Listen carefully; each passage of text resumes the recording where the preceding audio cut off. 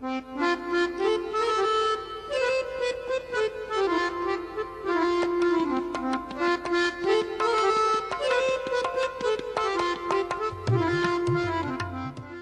know, when we think about the heroes of India's freedom struggle, we often picture these larger-than-life figures who seem perfectly consistent. But what if one of the most important leaders was also a man of deep, challenging contradictions?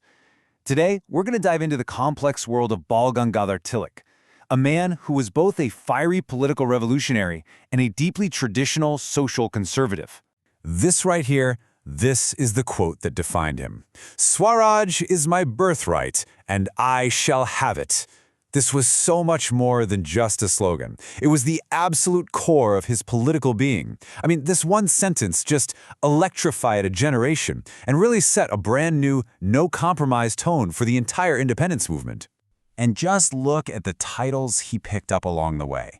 The Indian people, they called him Lokamanya, which means the one accepted by the people as their leader.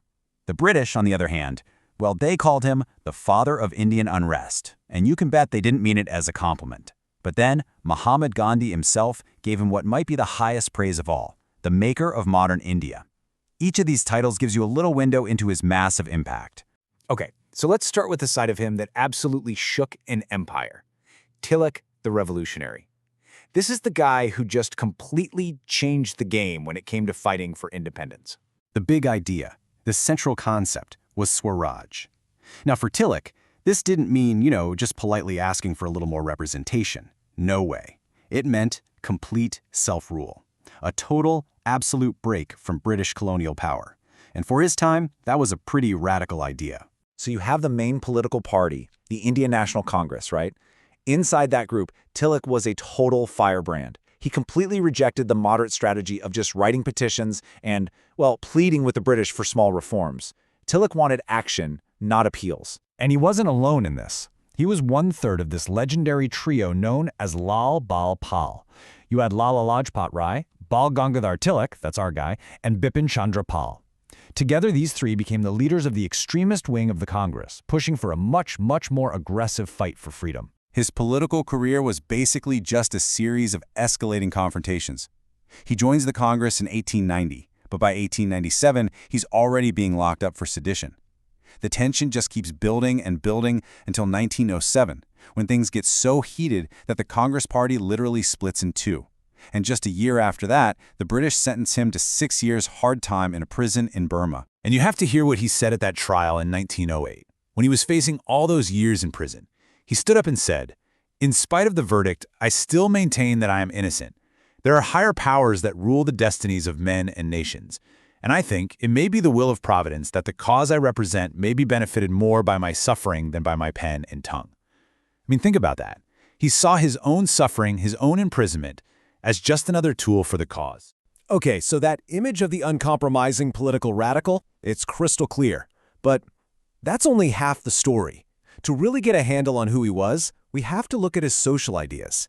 And this is where things get a lot more complicated. And this is the million-dollar question, isn't it? What kind of society did this maker of modern India actually want to build? Well, the answer might not be what you're expecting. And right here, you see the central contradiction laid bare. Politically, he was an absolute radical who challenged authority at every turn. But when it came to social issues, he was deeply conservative.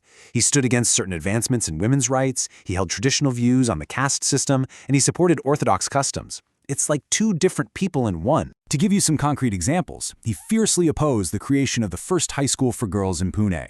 He publicly argued against the law that would raise the age of consent for marriage for girls from 10 to 12. His belief was that a woman's primary role was as a homemaker. These views are in such stark contrast to his incredibly forward-thinking political vision. So how did a leader with these kinds of social views manage to build such a massive political movement? Well, the answer lies in his methods, which were brilliant, innovative, and, sometimes pretty controversial. His first weapon of choice? The press. He launched 2 newspapers. One was Kesari, which means the lion, and he published it in the local Marathi language to reach everyday people. The other was the Maratha, in English, to engage with the educated elite across India. These were basically his megaphones to the nation. But his real genius was in turning religious traditions into massive political rallies. He took the private household worship of the god Ganesha and transformed it into this huge public festival called Ganeshotsav. He did the same thing with celebrations for the Maratha warrior king Shivaji. Suddenly, you've got thousands of people out in the streets, and they're all a captive audience for his nationalist message. It was brilliant. So, a political visionary, a social conservative, a master mobilizer. When you try to put all these pieces together, you're left with a really, really complicated legacy. Let's go back to that powerful assessment from Mahatma Gandhi. Now, Gandhi and Tilak disagreed on a lot of things, profoundly so. But Gandhi still saw Tilak as a foundational figure. That just speaks volumes about how immense Tilak's contribution to the very idea of an independent India was. It was so big, it just couldn't be ignored. So in the end, his legacy is really split right down the middle. On one hand, you have this revered freedom fighter who literally taught India to demand its rights, not just ask for them. And on the other hand, you have a social conservative whose views on things like caste and women are, from a modern perspective, sharply criticized. And yet, his impact is also tangible. I mean, it's still here. The Deccan Education Society, which he co-founded way back in the 1880s to promote a nationalist education, still runs major institutions like Ferguson College today. It's just another layer to this very complex inheritance. And this brings us to the final challenging question. How should we remember a figure like Tilak?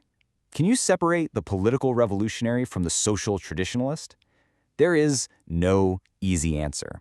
And maybe, just maybe, grappling with that very complexity is the most important lesson his life has to teach us.